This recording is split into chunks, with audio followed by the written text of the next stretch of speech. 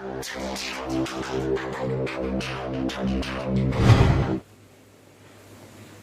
Morning student. आज हम देखेंगे कि टोटल इनकम का कैलकुलेशन कैसे होता है। तो टोटल इनकम का कैलकुलेशन में सबसे पहले उसका एक छोटा सा फॉर्मेट है, computation of total income.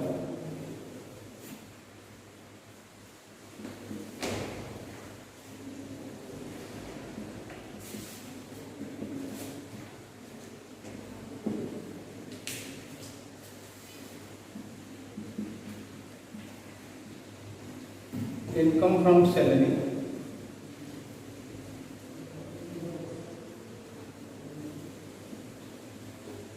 number second,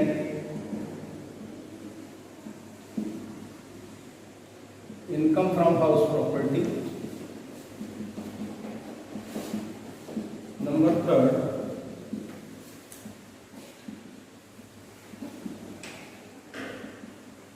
income from business and profession,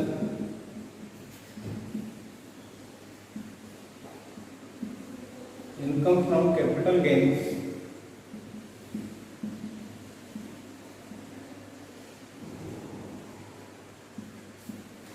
income from other sources,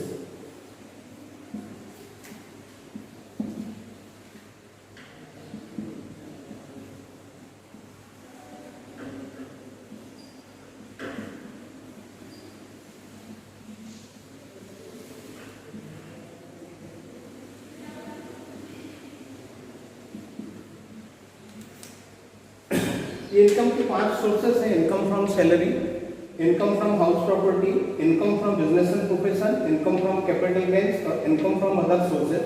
इन पांचों टॉपिक का, इन पांचों का टोटल कहलाता है ग्रॉस टोटल इनकम। उस ग्रॉस टोटल इनकम में से डिडक्शन माइनस होते हैं 80C से 80U तक के डिडक्शन, उसमें से जो भी डिडक्शन माइनस होने के बाद उसकी टोटल इनकम आती है। और उस टोटल इनकम का जब कैलकुलेशन हो जाता है, उस टोटल इनकम के कैलकुलेशन पर टैक्स का कैलकुलेशन होता है। तो टोटल इनकम के कैलकुलेशन में सबसे पहला है इनकम फ्रॉम सैलरी। तो पहले आपको सैलरी के बारे में बता दें कि इनकम फ्रॉम सैलरी जो होती है, उस सैलरी में 3 मेन टॉपिक रहते हैं। सबसे पहला बेसिक सैलरी होती है, दूसरा फिर अलाउंसेस होते हैं और थर्ड होता है परक्यूसाइड्स।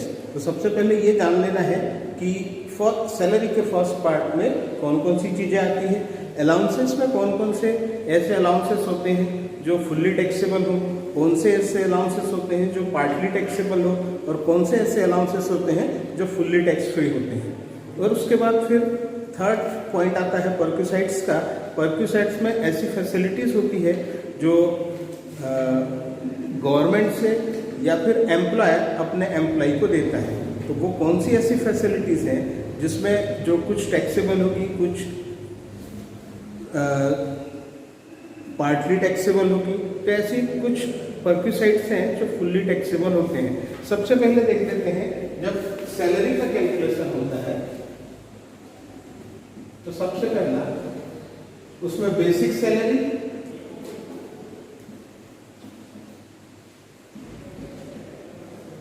Fees, commission, advance salary etcetera.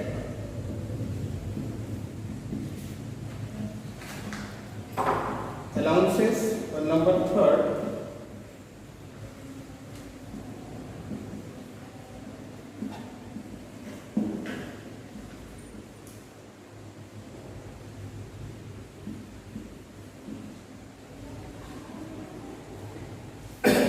Salary में ये 3 चीजें हैं। सबसे पहले बेसिक सैलरी होती है। बेसिक सैलरी कुछ फीस हो, कमीशन हो, एडवांस सैलरी हो, एटसेट्रा, ये फर्स्ट पार्ट में आते हैं। सेकंड पार्ट में आ जाते हैं अलाउंसेस। तो कुछ अलाउंसेस है जो फुल्ली टैक्सेबल होंगे, कुछ ऐसे अलाउंसेस हैं जो पार्टली टैक्सेबल हो, और फिर आता है परक्यूसाइड्स में। तो परक्यूसाइड्स में ये हो जाता है कि जैसे कोई ऐसा एम्प्लॉय है जिसको गवर्नमेंट की तरफ से या एम्प्लॉय की तरफ से, यदि वो गवर्नमेंट एम्प्लॉय है या प्राइवेट एम्प्लॉय है, और उसको एम्प्लॉयर की तरफ से अकोमोडेशन की सुविधा हो या फिर कार की सुविधा मिले तो उसके छोटे छोटे कैलकुलेशन होता है, अकोमोडेशन का कैसा कैलकुलेशन होगा, कार की फैसिलिटी का कैसा कैलकुलेशन होता है, उसके बच्चों को मेडिकल फैसिलिटी मिल रही है या एजुकेशन फैसिलिटी मिल रही है, तो वो पर्क्यूसाइड्स में आ जाते हैं। अलाउंसेस में एजुकेशन अलाउंसेस हो गया, या कोई पुलिस का कर्मचारी है तो उसको वर्दी सिलवाने के लिए, वर्दी दिलवाने के लिए अलाउंसेस मिलते हैं, कुत्ते पालने के लिए अलाउंसेस मिलते हैं। ये सारे अलाउंसेस हैं जो कुछ टैक्सेबल होंगे, कुछ फुल्ली टैक्सेबल, कुछ पार्टली टैक्सेबल। तो इन सब का टोटल होता है ग्रॉस सैलरी, और ग्रॉस सैलरी में से डिडक्शन माइनस होते हैं। दो डिडक्शन में माइनस होते हैं, एक होता है एम्प्लॉयमेंट टैक्स का और दूसरा होता है एंटरटेनमेंट अलाउंस का। एंटरटेनमेंट अलाउंस का डिडक्शन तभी माइनस होता है जब वो गवर्नमेंट एम्प्लॉय होगा, और यदि नॉन गवर्नमेंट एम्प्लॉय हो तो उसको एंटरटेनमेंट अलाउंस का डिडक्शन माइनस नहीं होता है। तो ये सैलरी का कैलकुलेशन होता है, और सैलरी का कैलकुलेशन जब होता है तब टोटल इनकम के कैलकुलेशन में यहाँ पर उसकी सैलरी जो भी निकले वो यहाँ पर सैलरी लिखी जाती है। फिर सेकेंड इनकम का सोर्स है income from house property. House property का जब कैलकुलेशन होता है तो ये देखना पड़ेगा कि कई ऐसे एम्प्लॉय हैं या कई ऐसे इंडिविजुअल्स हैं जिनके बहुत एक मकान है, किसी के 2 मकान है, किसी के 3 है, किसी के 10 मकान है, तो उसको छूट सिर्फ एक मकान की मिलती है, और बाकी के सारे मकान उसने रेंट पर दिया हो चाहे ना दिया हो, वो सारे के सारे मकान रेंट पर दिए गए ही माने जाएंगे, और उसका कैलकुलेशन भी रेंट पर दिए गए मकान के समान ही किया जाएगा। कौन सा मकान उसके खुद के रहने का है वो एम्प्लॉय खुद चुन ले, या फिर जिसका वैल्यूएशन ज़्यादा होगा वो उस हिसाब से चुन ले कि वो कौन सा मकान रेसिडेंटल स्टेटस के लिए है, और बाकी के सारे मकान दूसरे चाहे रेंट पर दिए हों चाहे ना दिए हों, और वो सारे के सारे रेंट पर दिए गए ही माने जाएंगे, और उसका कैलकुलेशन हाउस प्रॉपर्टी के कैलकुलेशन में होगा। हाउस प्रॉपर्टी का जब कैलकुलेशन होता है तो उसमें 2 डिडक्शन माइनस होते हैं।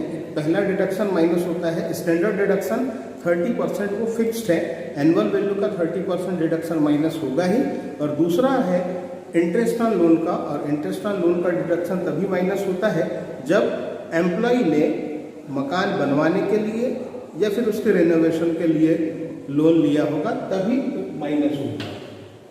नंबर 3 में आते हैं income from business and profession. Income from business and profession income का तीसरा सोर्स है। कोई ऐसा एम्प्लॉय है जो सैलरी तो किसी कहीं एम्प्लॉय है और वहाँ से सैलरी तो मिल ही रही है, लेकिन अगर उसके साथ में उसकी सपोज एक दुकान है, या फिर वो डॉक्टर है, प्रोफेशनल है, डॉक्टर है, वकील है, चार्टर्ड अकाउंटेंट है, तो ये प्रोफेशन से रिलेटेड हो गया। कोई उसकी दुकान है या टिम्बर मर्चेंट है तो ये उसकी बिजनेस से रिलेटेड हो गया। तो बिजनेस से रिलेटेड में उसकी बिजनेस की इनकम या प्रोफेशन की इनकम निकाली जाएगी, तब उसकी बिजनेस एंड प्रोफेशन की इनकम आएगी।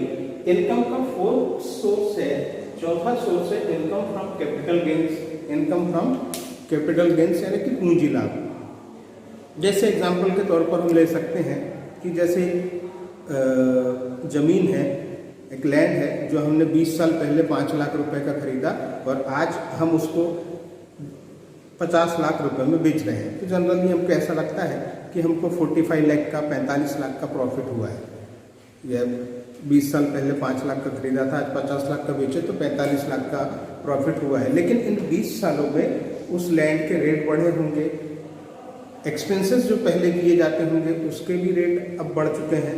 तो आज की कंडीशन में उसकी कीमत निकालनी पड़ेगी कि आज प्रेजेंट डेट पे उसका कैलकुलेशन कितना होगा, वो लैंड की कीमत क्या होगी, उस हिसाब से कैपिटल गेन्स का कैलकुलेशन करना पड़ेगा। तो उसके लिए इंडेक्स नंबर दिए रहते हैं, 1980 से लेकर के 2020 तक के इंडेक्स नंबर बुक्स में दिए हैं आपके। तो उस इंडेक्स नंबर से कैलकुलेशन करेंगे और कैपिटल गेन्स की इनकम निकालेंगे। तो इनकम का चौथा सोर्स होगा कैपिटल गेन्स, और इनकम का 5वां सोर्स है अदर सोर्सेज। तो जो अदर सोर्सेज में वो सारी इनकम्स आ जाती हैं जो इन चारों सोर्सेज में नहीं आती। Salary, house property, business and profession, capital gains, इन चारों में जो इनकम नहीं आती वो अदर सोर्सेज में आती है। अदर सोर्सेज में जैसे एक एम्प्लॉय है जो गवर्नमेंट कॉलेज में या प्राइवेट कॉलेज में प्रोफेसर है, वो जब उसको महीने की सैलरी मिलती है, लेकिन अगर वो एग्ज़ाम के समय में वो एग्जामिनर के रूप में ड्यूटी करता है तो इसके बदले उसको जो रेम्यूनरेशन मिलता है वो अदर सोर्सेस में आता है। मान लो वो क्रिकेट खिलाड़ी है, वनडे क्रिकेट खेलता है, टेस्ट क्रिकेट खेलता है, 2020 क्रिकेट खेलता है, तो उससे जो इनकम होगी उसकी वो अदर सोर्सेस में आती है। कोई MP है, MLA है, तो उसकी जो सैलरी होगी वो अदर सोर्सेस में आती है। कोई इंडिविजुअल ऐसा है, कोई व्यक्ति ऐसा है जो किराए के मकान में रहता है, लेकिन किराए का मकान सपोज उसके लिए बड़ा हो गया, उसने उसका एक पोर्शन किसी और को किराए पर दिया है, तो उससे उसकी जो इनकम होगी वो अदर सोर्सेस में आती है। गांव में आपकी एक ज़मीन है, उस ज़मीन को आपने उसको गांव का बाजार लगाने के लिए ले लिया, तो उससे आपकी जो इनकम होगी वो अदर सोर्सेस में आएगी। तो ये इनकम के 5 सोर्सेस हो गए। इन 5 सोर्सेस के ऐड करो तो उसकी ग्रॉस टोटल इनकम आती है, और ग्रॉस टोटल इनकम में से डिडक्शन माइनस होते हैं 80C से 80U तक के डिडक्शन, और डिडक्शन माइनस करने के बाद उसकी टोटल इनकम आती है, और उसी टोटल इनकम पर टैक्स का कैलकुलेशन होता है। और इस असेसमेंट ईयर 2020-21 में प्रीवियस ईयर 1920 की जो इनकम होगी उस पर इस बार टैक्स किया जाएगा। इस साल की जो इनकम है 2021 की, उस 2021 की इनकम पर नेक्स्ट ईयर में 21-22 में टैक्स पे किया जाएगा। तो टोटल इनकम का कैलकुलेशन इस तरह से होता है। Thank you. आज के